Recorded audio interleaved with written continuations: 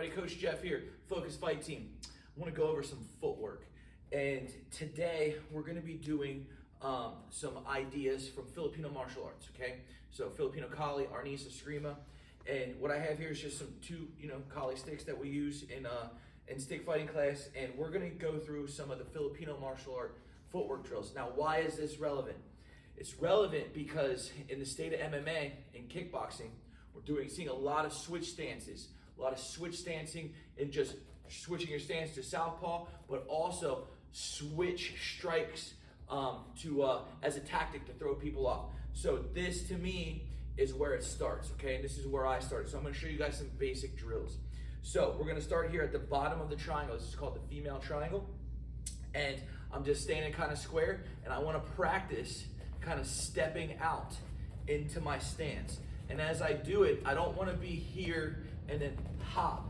I just kind of wanna step out and then giddy up and giddy up. Now, as I'm getting good at this, I'll be practicing my hands, parrying, just like this. And as you get good at this, this starts to get us comfortable.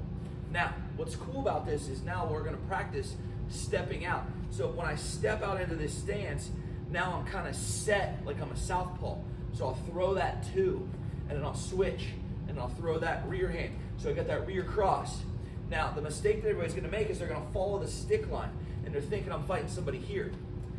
Right out from the bottom of this stick is my opponent. So this is my evasiveness if they're throwing a cross at me. If they're throwing a jab at me. Well, now I'm gonna punch them right down the center.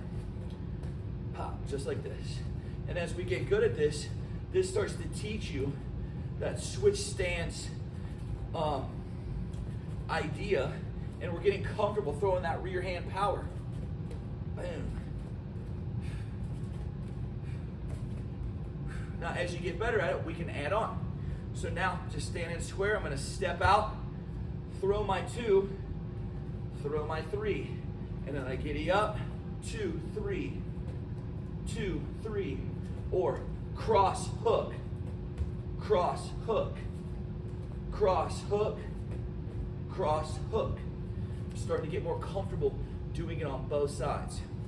So now, if I step out here, we're gonna do that, we're gonna add an additional quarter turn in, just like this.